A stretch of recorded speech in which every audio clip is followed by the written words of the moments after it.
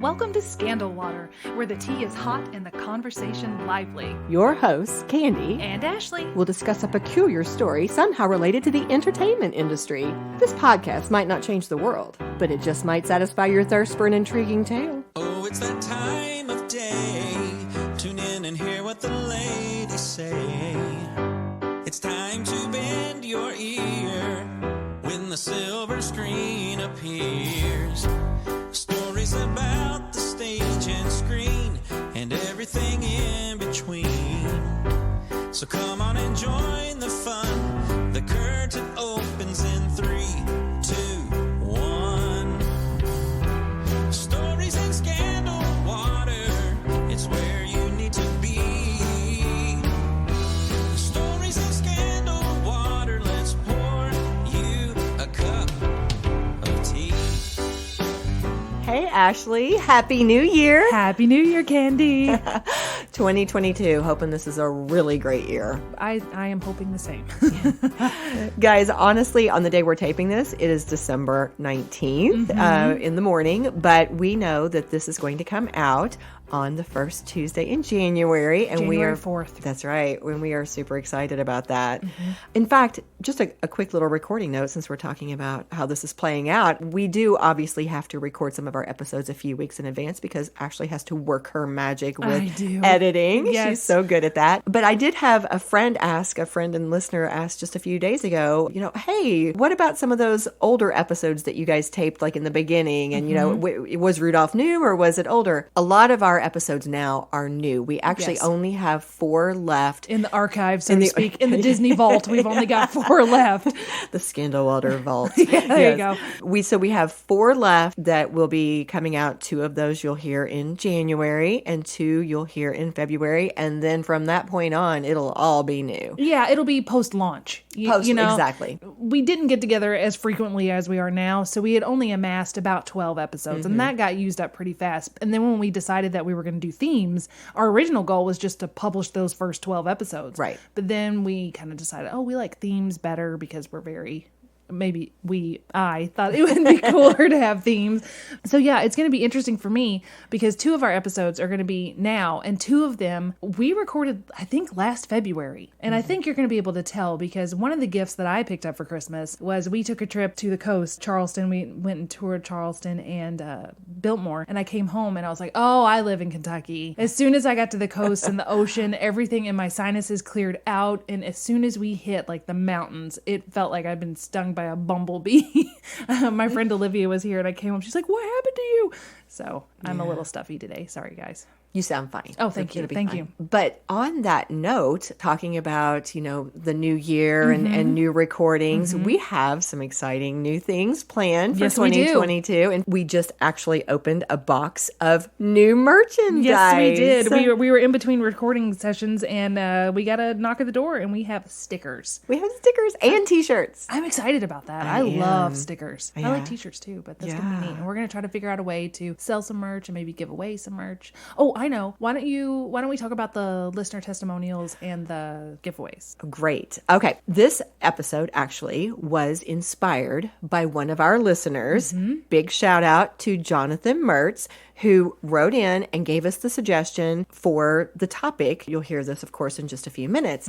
But it was such a cool idea. It inspired us to kind of have a little, I don't know if you want to call it a competition, a giveaway, I guess is a better word, where we're going to ask you guys to go to scandalwaterpodcast.com, which is our website. And on the homepage, you will see there is a place that's always there where you can submit any kind of comments or story suggestions for us. And we are going to ask you to do that. We love interacting with you. We want to hear your ideas. We know you've got great suggestions. We're going to be looking at your suggestions as they come in.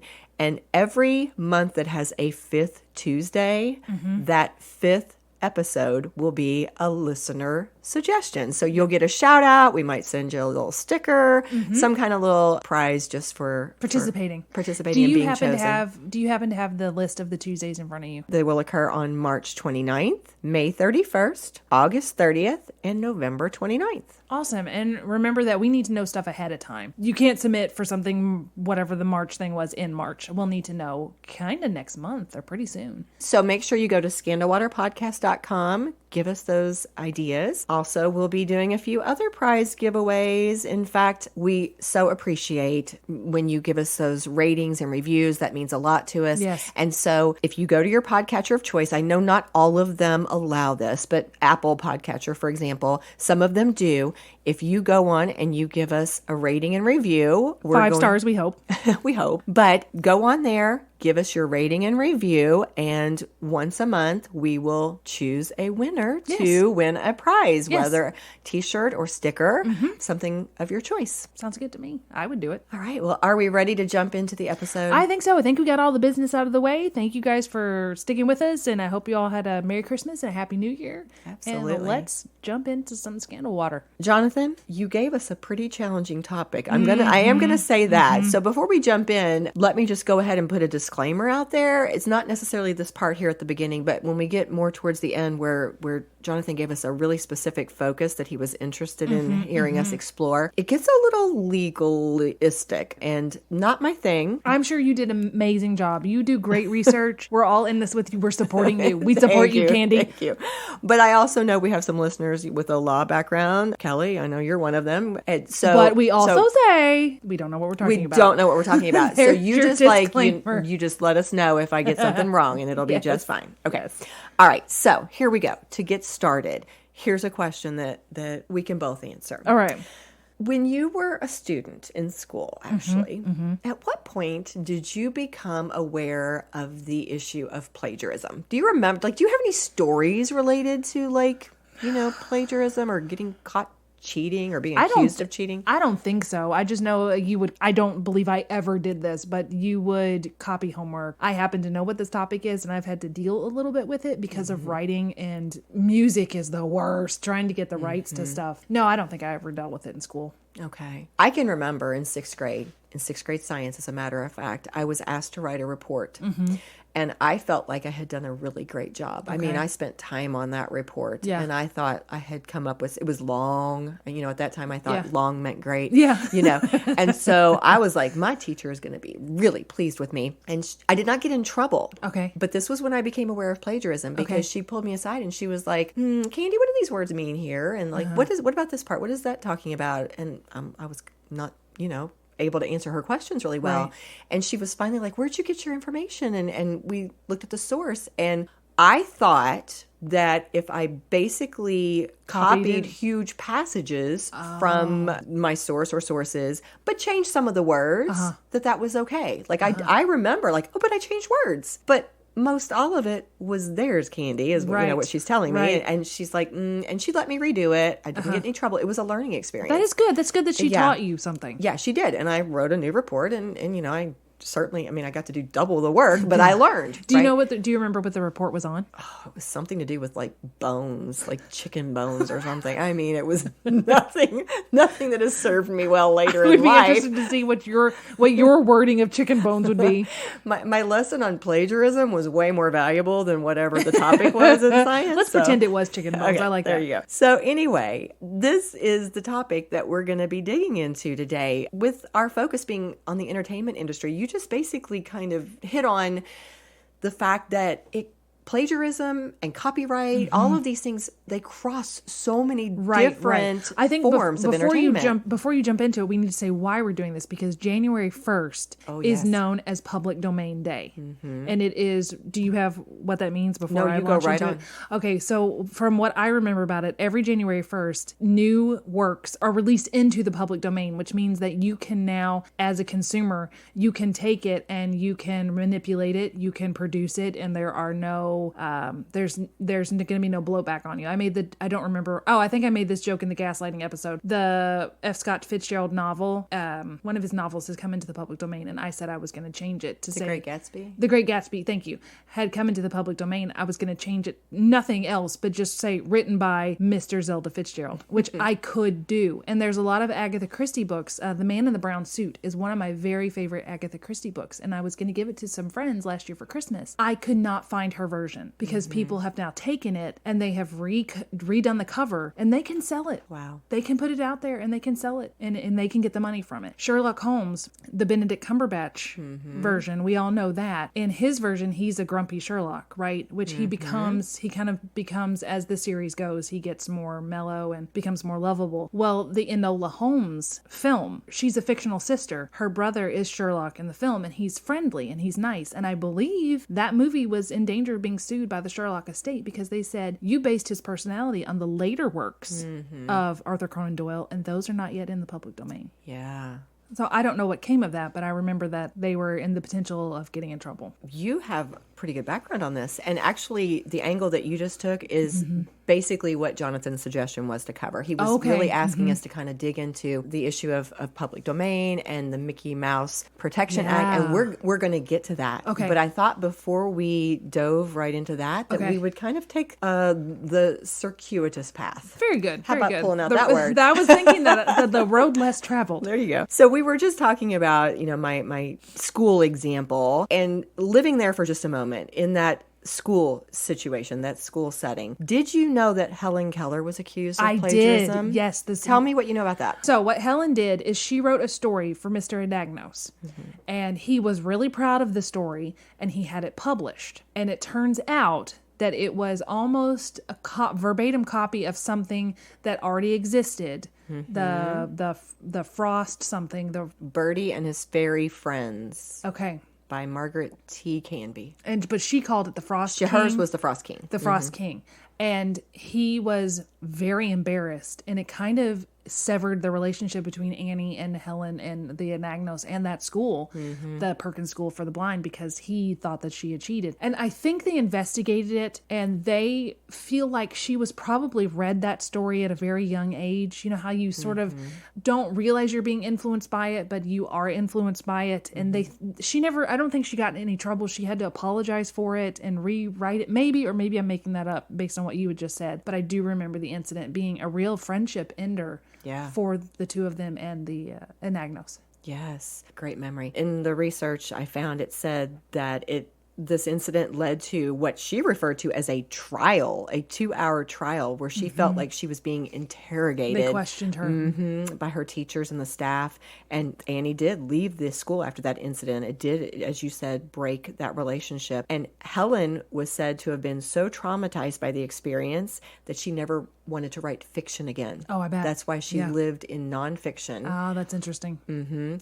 And I know you know this, but after reading about that incident in Helen's autobiography in 1903, which of course is years later, Mark Twain was offended on her behalf. Yeah, they were good friends. Oh, they were. And he wrote to her in a letter. Here is his quote. "Oh, dear me, how unspeakably funny and owlishly idiotic and grotesque that plagiarism farce. As if there was much, substantially all ideas are secondhand, consciously and unconsciously drawn from a million outside sources, and daily used by the garnered with a pride and satisfaction born of the superstition that he originated them." Basically, he was saying he thought all ideas were... Yeah, there's that theory that there's only 4 stories out there in the world. Or I think in the book Save the Cat, Blake Snyder says, tell me the same thing, only different. I thought we would share that because his idea is same as what you have said before, exactly, that we are all retelling the same stories. But yet the law is very, very specific about this issue. And it's good. As a person who is a writer, I appreciate them from that side of it. But then the other side of it, you're like, goodness, I just want to be able to use this stuff, but you have to pay. You have to get compensated for your work, and it's good. Yeah. And you have to be so careful. I Yeah. mean, for example, even on our Scandal Water Facebook page Yeah. or on our website, we try to be so careful to And credit list the sources. sources Yeah. for anything that we use, whether it be a picture or a text or an article, because we don't want to infringe on somebody else's work. We want Right. to make sure that we follow everything to the T. Right. To the T. Use it to the T. So Auburn University had a nice little overview of the difference between plagiarism and copyright infringement. Oh, okay. So here's what they said the difference is. Copyright does not protect ideas, but protects the fixed expression of those ideas. And it Okay. says a person will infringe on copyright when that person copies, distributes, displays, or something along those lines, the work in a manner that is in violation of copyright law. And this Okay. is a legal thing. Okay, so let's take it back to your example from school. What would that have meant? So you said you accidentally, of course, plagiarized large portions, but that was plagiarism. Well, I actually have an entertainment example I'm Oh, going to okay. share with you. Okay, so if you good, hang good. on for just a Sure. second. Plagiarism is when you pass off the work of someone else as your own Okay. without acknowledgement of the original source. Okay. So if you give credit to your source when you're using those ideas or their works, then you can avoid plagiarism. Okay. So they gave the example that, let's say Shakespeare, right? Shakespeare has put out his sonnets. And if you were to post his sonnets on the website and say, put your name on it, Okay. you would be plagiarizing. So, Because for example, if I published Great Gatsby written by Ashley Raymer Brown, that is. right, because it's in the public domain, it's out there, it's able to be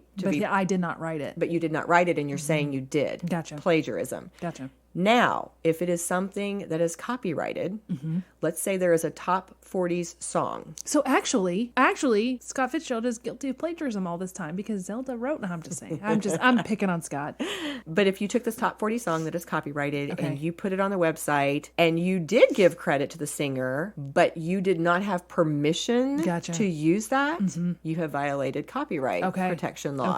Okay. Now, you'd be violating both if you took that top 40 song without their permission, you posted it, and you said you wrote it. You would have Oh, plagiarized and violated copyright. Gotcha. So it is tricky, and there are so many examples that we could talk about that happen or have occurred across the entertainment industry. So I thought we would just hit on some different genres or different forms of plagiarism that have come up. Okay. Or copyright. Could be either one. So music examples. What's one that pops into your mind when you think about? What's the Milli Vanilli thing? Does that follow into this? Oh, well, they lip synced. Yes, they just weren't singing at all. But they were pretending that it was them. So it was Yes. somebody else. They were singing it. They were lip syncing it as if it was them. So that would be I don't think they violated either of these laws. I think they were just misleading the public. I think the Okay. outcry was that they wanted to put these people's faces on this group, and they weren't. The other And artists. sometimes they do that does happen because the real artist will lip sync a performance. Say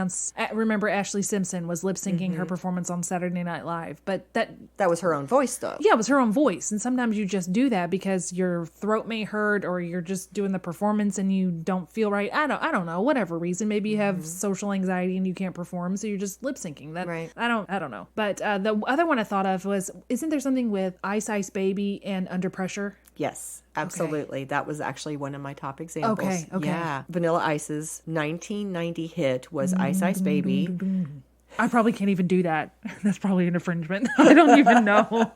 He was, what you just did, he was sued for using the bass line from the 1981 hit Under Pressure, which of course was the collaboration between Queen and David Bowie. So the issue was that Vanilla Ice did not, of course, get their permission. And Was it exactly the same? well, Did they prove it? Here's what he tried to say. Okay. Vanilla Ice tried to claim that the bass line was different because he had added one additional note, but he later said he was just joking. Oh, JK, LOL. Right? You can't do that in the defense court. You Yeah, can't say not funny. JK can't be your defense. And so he was sued for copyright infringement. The case was settled out of court, and David Bowie and Queen received an undisclosed sum but and it was a lot. songwriter credit. Oh. Yeah. Okay. They got credit for it. My kids knew about the case with Avril Lavigne. No kidding. Okay, Yeah, there's did you another know this girl. one? There's another recent girl. She's saying "Good for You," and she's recently had to add people as songwriting credits. I don't know enough about that. I'm Yeah, I sure our don't younger either. listeners would know more about that. Huh, Olivia yeah. Rodriguez, maybe.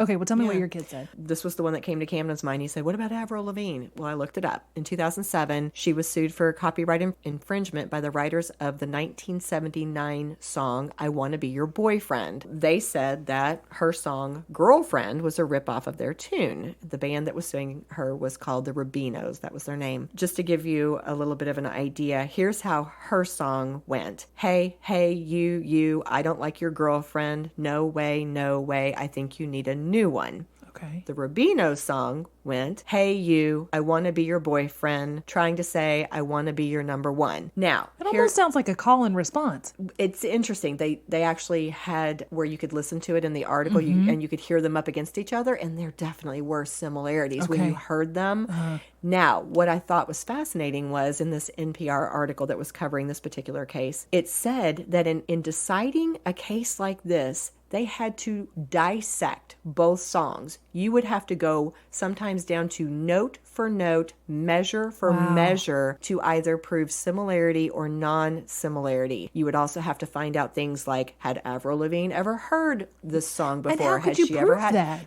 Yeah, but that lawsuit ended up getting settled out of court. Interesting. Which says, in That my they mind, found enough. Do you have the blurred lines? That's Next, okay. That's the next one. Yes. What do you remember about that one? I don't know a lot about it because I don't listen to a lot of modern music. I'm surprisingly shocking. I know my taste is more vintage in music. I just remember it was a big deal when it came out that he had, and he is the son of one of the people we talked about earlier. The jingle writer, Alan Thicke. This was the one that actually came to my mind first. Because I remembered this being such a big deal. And I remember what a huge hit Blurred Lines was. Yeah. So it was, they said, the biggest hit of 2013. And the case brought against that was very unusual because the family of the late Marvin Gaye did not accuse Robin Thicke and Pharrell Williams of direct plagiarism of lyrics. What they claimed was that the song Blurred Lines mimicked the style and the feel of Marvin Gaye's 1977 disco hit, Got to Give It Up. And so this went on for a while. Style. They said you copied his style? Yes, which that's a key thing because they went through this long process. In fact, we just said it was the biggest hit of 2013. This thing didn't get settled till I think 2018. So this went on for a while. But in court, they were going round and round. Pharrell Williams was said that in the process of co-writing the song, he was just trying to channel that late 70s feeling. And for people who don't know, he also wrote the song Happy. Yes. Pharrell did. Robin Thicke basically was trying to say that he wasn't even part of it. He said he contributed little to the songwriting, so it sounded like he was pushing it off on Pharrell a little bit there. But the final settlement gave $5 million to be paid to the Marvin Gaye family, along with an additional 50% share of future royalties. So they won it. Yes, and it sounded like there might have been two different decisions because it said something about an original verdict in 2015, but then this final decision in 2018. So it must have gone around and around a little bit. Okay. But even at the time that this came down, the judge made the comment that this allowed the Marvin Gaye family, quote, to accomplish what no one has done before, copyright a musical style. Right. So, yeah, the judge could tell this might open a huge can of worms. Yeah. And this article that I was reading said that honestly, it really has impacted things because since then you've seen so many more artists who are trying to prevent issues. They just go ahead and give credit. They said like Taylor Swift, she just shared credit with Right Said Fred for one of her songs because she's like, I don't want to do this. And then Ed Sheeran did the same thing. He gave credit to the writers of TLC's No Scrubs, which was, written back in 1999 after fans said that his 2017 single Shape of You sounded a little bit like their work. So they just go ahead and give credit to try to prevent any kind of problems. Even if there wasn't, they go ahead and give it. Yeah, better safe than sorry. So there were a few music examples. Okay. We're going to move into some different examples now. Should we pause, though, and take a break first? Sure.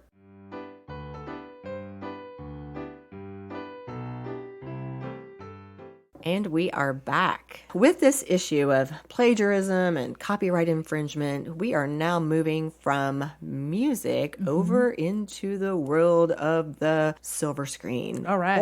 And actually, we're still in literature a little bit because this kind of deals a bit with comic books. Oh, okay. So Disney is involved in this lawsuit situation that deals with Marvel and their work. Specifically, it's around this Spider-Man. Well, it's and other people too, other works too, but it's around this issue of copyright termination. Here's where I had to try to put on my thinking brain and figure out some of these legal terms. But here's what it sounds like. We have some of these co-creators of works like Spider-Man from a long time ago. Steve Ditko was one of those co-creators. And now some of their family members, their heirs, are coming back and they're saying, we deserve some of the rights and some of the money related to these works that Our family created. Yeah. Right? Disney says no. Why? Well, I mean, there are a lot of reasons, but they are caught up in the middle of this whole issue. Just to kind of give you an example, 7 years ago, they went up against the family of the comic book legend Jack Kirby, who tried to do the same thing. And at that point, they won.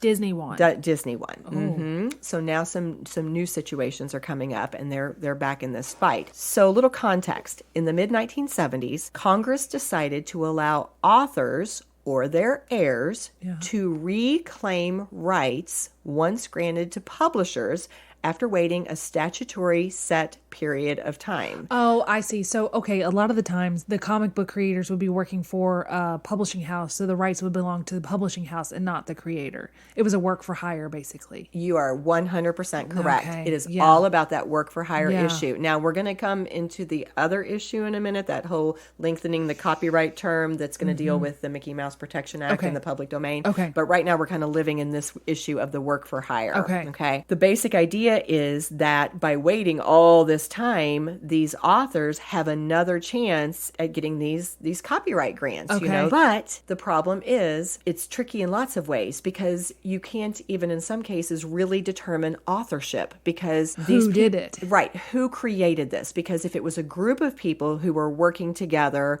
writers and illustrators creating this Marvel comic storyline, who's the actual creator? Who's the one that said it? It's like on a photograph. It doesn't matter if you, Candy, stage the photograph. If you say, Ashley or whoever the subject is, if you stand here and you do everything except push the button, if I'm the one that pushes the button, that photograph belongs to me. Do you remember that really famous quote unquote selfie from the Oscars a long time ago? Like they said it's the most expensive selfie. Yes. Ellen had that photograph belongs to Bradley Cooper. Because they determined he pushed the button. Are you serious? I'm serious. He owns that photograph because he pushed it. So that's the wild thing to me. Right. He wasn't the one that orchestrated it. He did not, but he is the one that created it because his finger pushed that button. So okay, that's interesting. It's very interesting. And this also triggered, I don't know, are you going to talk about Taylor Swift at all? No, go ahead. Well, my cousin explained this to me because I am a peripheral Taylor Swift. I listen to her music. I wouldn't call myself a Swiftie, but she does great music. And my cousin really likes her, my cousin Lauren. And we were in the car and it said something Taylor's version. And I'd heard a lot of these things coming out that was Taylor's version. I said, what is this? And the way that she explained it to me is that when she was very young, she signed with a record company. And the record company owned the rights to her songs. Well, then this record company sold the rights to, I think, I'm going to get this wrong, so I apologize to all you guys who know this story. I think they sold it to a private businessman, so he would now get all of the money for her royalties. What she is now doing is going back and re-recording her earlier records, and then the radio stations are now playing her version because that's what she gets the royalties from. Oh, so they're supporting her in They this. are, yeah, they're supporting her. She's done a lot to make sure that artists get compensated for their work. Again, don't know it. We'd have to look into it, but she's done something with Spotify as well. She wouldn't let her, maybe I'm wrong on the record, the streaming service, but she would not let her stuff be put on there because she wasn't going to get enough money for it. And you could easily say that, oh, she's just after money, but she's also, this is her career. Yeah, so it's kind of like it's a cause for her. She's trying to like stand up for the rights of the artist. Of the artist, yeah. But I'm pretty sure I'm correct, and I'm sure someone will let us know if I'm wrong. But that's why she's re-releasing all of these records, is so that she'll get the royalties. They don't belong to her. You're example works beautifully here because what they said was back in the 1960s, a lot of the workers, the writers, the illustrators, they worked on a freelance basis. And it was, as we alluded, highly collaborative. So the quote from this article said, so who really is the author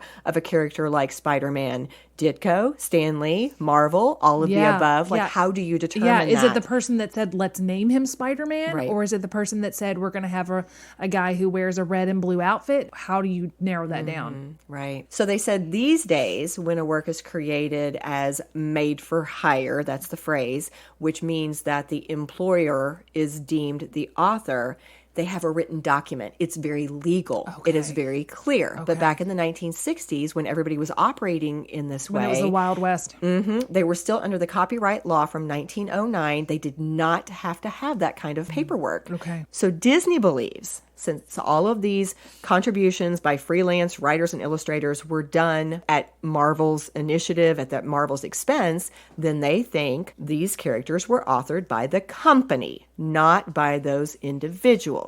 But it said that Disney does have a fallback because even if the judges decide that Spider-Man, Iron Man, Thor, other characters are not works made for hire and that the rights grants can be terminated, then even then Disney can say, well, but these characters are still joint works. Marvel would still remain at least a co-owner. So one way or another, Marvel's still in the mix. Okay. And that's due to past settlements with these other families, the Lee family and the Kirby family. Now, under our U.S. copyright law, if you are a co-author, then you are still allowed to freely use and license the work. Okay. But you have to share the revenue with each other. Okay. So this means that no matter what happens in court, the comic book author heirs cannot block the making of new movies in the Marvel Cinematic Universe. Okay. So that's like one positive for Disney and Marvel no matter what. Right. But the drawback, of course, for Disney, if they lose, even if they're still a co-owner, they're going to lose huge amounts of money. Because they'll have to share it? Yep, because they'll have to share. And, of course, there's also the possibility of more court battles because this will be an ongoing fight. And since co-authors are allowed to freely use and license They can create work, stuff. Oh. yeah, the heirs would have the right to license rights to these iconic superheroes to other studios. Oh. So, like, for example, they gave the example of what would happen if Thor was licensed for a Superman movie. Oh, that'd be really interesting. Yeah. I like that idea. And then the final... Pay attention, heirs. So the final point that they brought up was that it could affect the marketing or showing of these works outside of the U.S. because our copyright laws are pretty tight, but they only apply to the U.S. So foreign copyright laws might be the ones that would come into play if, for example, let's say we're in Canada and they say, well, these superhero characters are not work for hire, then their copyright laws might say, well, you can't show this here, or the money works differently, or, like it might have different rules. It is such a murky water. Yeah. You can see why my brain hurt a little bit. Yeah, but trying you're to doing a read through great this. job. I think it sounds great. Well, thank you. So that's the work for hire issue. All right. Now, let's move into the one that Jonathan Specifically suggested. asked Yes, for. here's the specific one that he talked about. And that is the one we've now alluded to like 2 or 3 times. Yeah. It's this ongoing battle by Disney to keep Mickey Mouse from falling into the public domain. Do you have anything about Sonny Bono in there? I have a little bit about Okay. his law, but I want you to fill in because you Okay. probably have some I may. I don't know. information We'll see. that I don't have. Okay, I go. bet you do. Okay. Okay. So there was a reporter, Megan Tilley, who wrote something for a site called The Courtroom, who gave a really nice overview. So some of this is from Megan, some of it's from other sources, but I appreciated this succinct little explanation. So I'm going to pull some from her work. It said that Disney has enjoyed copyright protections over Mickey Mouse for like almost 100 years. Right. But that can change very soon, as copyright laws protecting Mickey Mouse are set to expire in 2024. He's one of several other works that might enter the public domain within the next few years. So, for example, Batman, Disney's Snow White, some of the earlier Looney Tune characters, all of them might expire somewhere between like 2031 and 2035. So, like, we got a lot coming up Yeah. soon. Okay. Now, Disney's Mickey Mouse was created back in 1928. And at that time, the character fell under the Copyright Act of 1909. Under that act, Mickey Mouse would have been under copyright for 56 years, meaning that the protection over the copyright would end in 1984. But then, of course, throughout all this time, that character became so iconic and so associated with Disney and the Mickey Mouse brand that it literally has brought in like billions of dollars for the company. And Disney has become very invested, in keeping control over that character. In response to the threat or the, impending loss of that copyright, the company lobbied legislators hard to get those copyrights extended. And in 1976, when the Copyright Act was reformed, the protections for Mickey Mouse were extended from 56 years to 76 years. That's not as much as I thought it was going to be. It was only, 20 years, which gave them this additional protection that was now supposed to run out in 2003 rather than 1984. Well, as 2003 started getting closer, Disney started fighting again. And so they lobbied Washington, D.C., and they got, of course, those copyright, they got those extensions. This is where Sonny Bono comes in because he was also pushing for that extension. Yeah, he's got music too. I wonder why they couldn't just trademark it. Then it would be there, or have they trademarked it? Is that something totally separate? Can you trademark? It is a separate thing. I couldn't tell you the difference, but I remember seeing that it is a separate thing. Okay. Sonny Bono, what do you do? Well, he was part of the group that was pushing for that extension as well. Sure. In fact, the act, when it finally was passed, is called the Sonny Bono Copyright Term Extension Act. Yes. Although people sarcastically also call it the Mickey Mouse Protection Act. Oh, I didn't know that. I've only heard it called the Sonny Bono. Oh, no. If you look on the internet, as many people, I think, refer to it as the Mickey Mouse Protection Act as they do the other. Funny. Do you have some history about Sonny Bono and why he was pushing for that? I mean, I just remember that he did it, that he lobbied for it to be the author's life plus 70 years, maybe on music. I don't know anything about the Mickey Mouse part of it, but I know that he was trying to protect the music for the heirs and all of that sort of thing. And that's about all I remember. It's just that he was heavily involved in getting this extended. You actually have a really good memory because it says right here in my notes, this extension was passed in 1998. That's probably why I remember, because it would have been about 18 and I would have been interested in all that and, learning about that and him and Cher and their songs and stuff like that. Yeah, and it specifically says that additional kinds of work that were created on or after January 1st, 1978 would enjoy copyright protection for, quote, the life of the author plus 70 years. Yeah. Exactly what you said. Yeah, which is why I think we went through a really dry spell of not having anything in the public domain, and now it is starting to pick up again. There were several things. You have to look it up. You can just type in Public Domain Day on Google, and you can see everything that's released.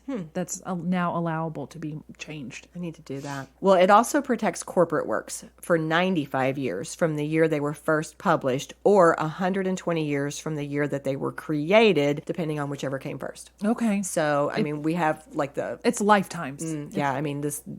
Huge chunks of time. Little side note, just quick little rabbit trail. Cher is suing Mary Bono right now because, his second wife? Yes, because she's claiming copyright laws and in wanting to hold some things, the rights to it, whereas Cher is saying that there were things that were settled in some kind of 1978 marriage settlement that she had with Sonny Bono, and so they're in dispute according of who to owns what? Yeah, which wife owns it? Yeah, I don't know the details, so don't hold me to that, but there's some kind of conflict going on right now. But back to this. So what this means with that Extension Act, it means that Mickey Mouse is protected until 2023. On January 1st, 2024, the copyright for Steamboat Willie will expire. So that means with it will be expired Disney's claim to that particular Mickey Mouse version. Maybe it's the style of Mickey Mouse. Okay. Exactly. After 2024, they won't have any copyright protection for Mickey Mouse's original design. That's sort of like what I was saying about Sherlock. It's 100% what you were saying.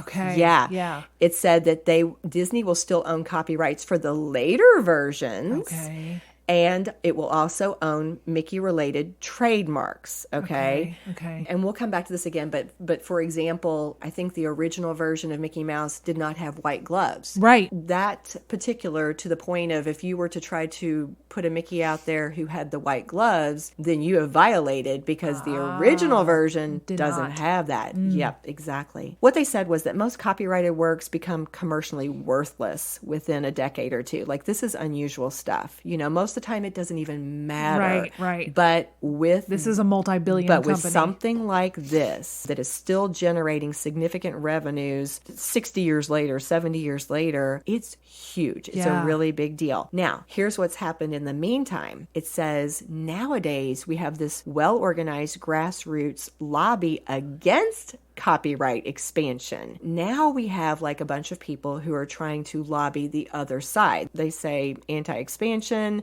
What's their reason? I think just individuality, being able, artists to be able to do things. I think they just feel like corporations are taking, too much control. I mean, I'm making some inferences here. I didn't really see their specific reasons, but it said this is a thing. Now, here's one little quote I can read to you. It says, "The rise of the internet and its remix culture means that a lot of people now benefit from a growing public domain in ways that weren't true in 1998. Okay. That includes big companies like Google, but it also includes grassroots communities like Wikipedia editors and Reddit users. And this emerging copyright reform coalition flexed its lobbying muscles in 2012 when it overwhelmingly defeated an internet filtering bill called the Stop Online Piracy Act." That was a quote taken directly from a source that's basically saying a lot of people are rising up saying, let us use this stuff. Okay. And they've got some power. They defeated this one bill. What's happening right now is we are still in the midst of this. We've got some better organized people who are trying to stop copyright extension, but then we have huge companies like Disney who are fighting hard. Really hard. To extend it again. So to dig back into what you were saying a second ago, it's just the copyright for the original version of Mickey Mouse that is set to expire on the 1st of January in 2024,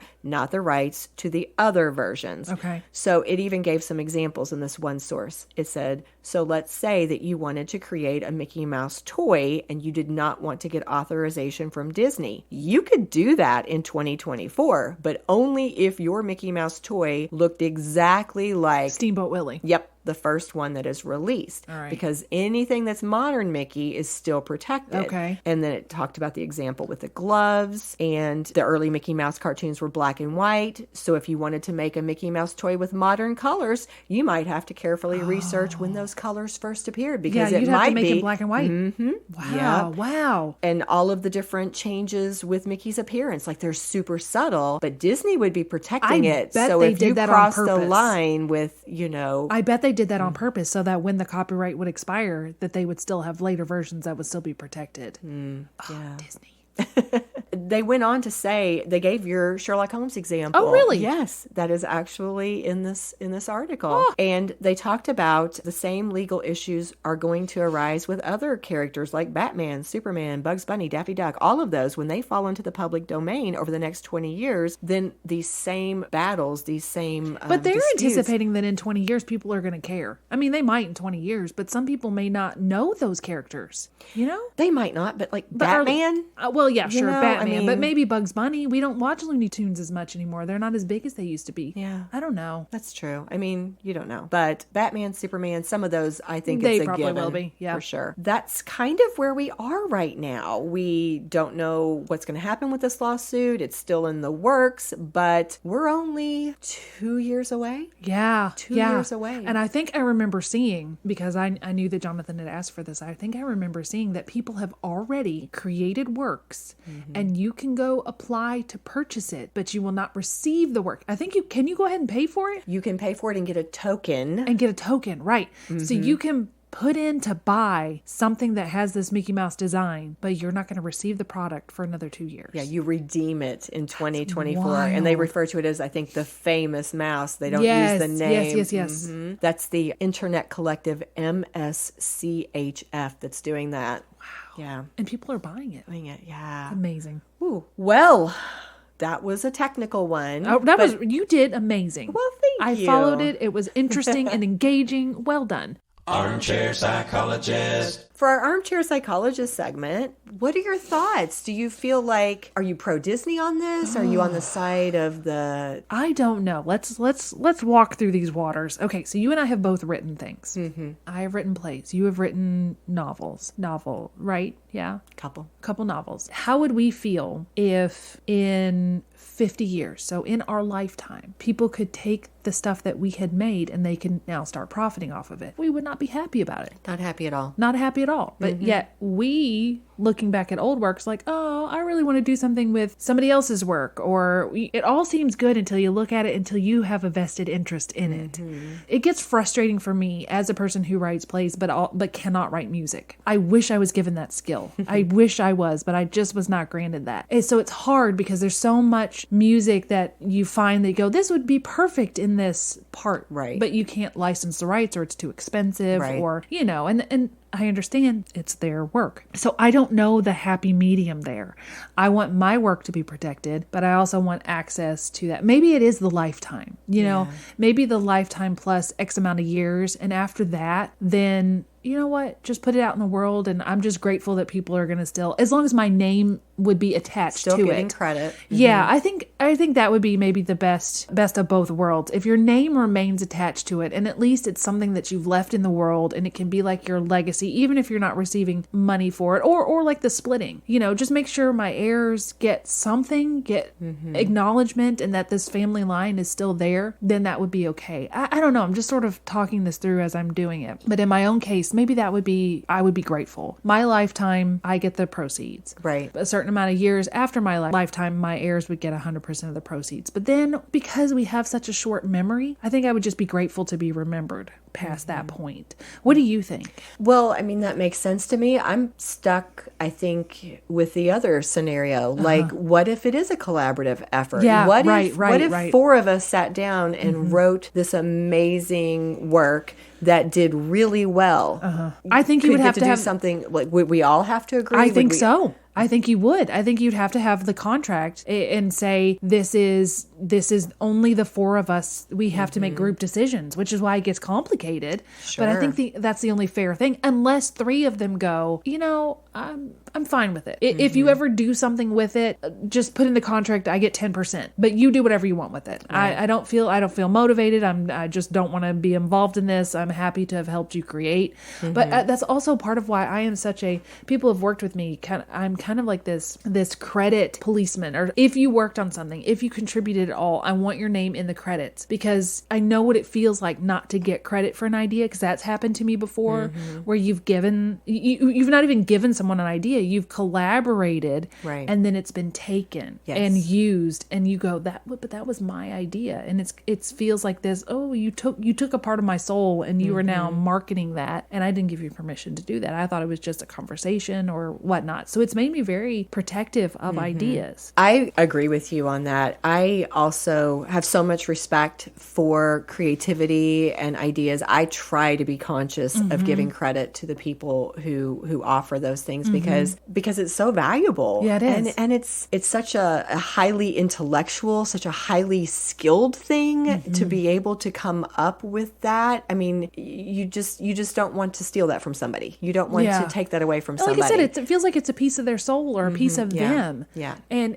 you need that, because if it gets taken, if you have credit taken away from you enough, or if you go, no, I don't need the credit, then you start to get hurt. Feelings get hurt, because then the other person may go, okay, I'm not going to give you credit anymore. You never asked to share it, so now you're not going to get it. And then there's kind of resentment. And I just think it's better to share the credit from the beginning. What's interesting, because listening to you basically also brought out that idea of clarity. If we're going to collaborate, let's be super clear, whether it's a contract, whether it's an agreement, whatever, but let's have great clarity around how are we going to proceed? How are we doing, the rights or whatever, which took me back to the fact that we have all these legalities, and your example with Bradley Cooper being the owner of that picture Yeah. because he's the one who Touched touched the button. Yeah. And I guess this is why we have to have these laws and these regulations, and we have to have such explicit, regulations around everything, because otherwise, how do you determine?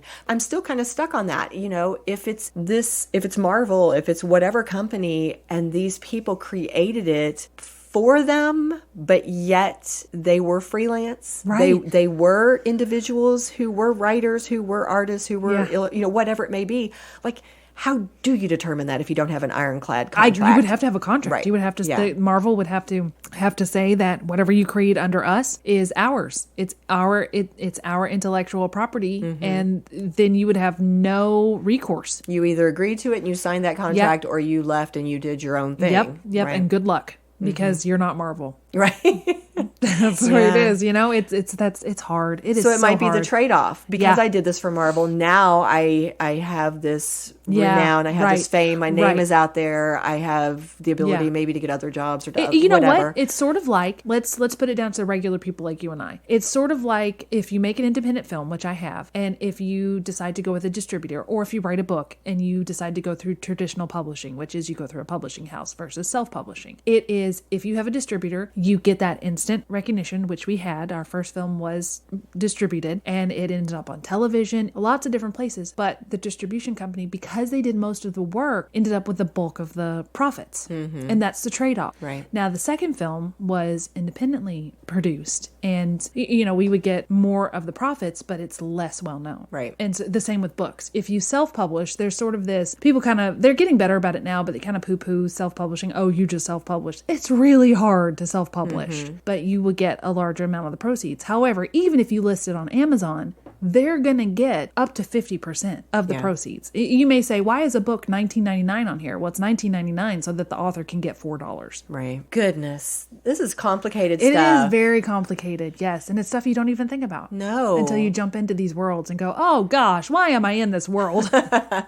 So many things behind the scenes. This has been a very eye-opening for me. It has made me think about a lot of things that I've never thought about before. So that was really interesting. And I appreciate Jonathan for suggesting this topic for us. Thank you so much. Let's cheers him. Yes. Cheers to Jonathan Mertz, who was our very first listener suggestion. So thank you, buddy. Cheers. This episode of Scandal Water was executive produced by Candy Thomas, that's me, and Ashley Raymer Brown. That's me.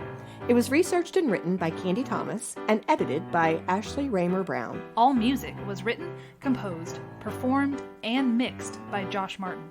The artwork was designed by Matt C. Adams, while our website was developed by Joshua Reith. If you like what you hear and you want to help keep the Scandal Water brewing, please go to our website, scandalwaterpodcast.com. Just click on your podcatcher of choice, then hit follow to subscribe. And while you're there, you might as well leave us a 5-star rating and review. And don't forget, it's always more fun when you share your tea with others. As a reminder, this podcast is purely for entertainment purposes. The thoughts and opinions of the host during each episode of Scandal Water are their own and do not reflect the opinions of any future guests, advertisers, Or clearly professional psychologists. Thanks for listening.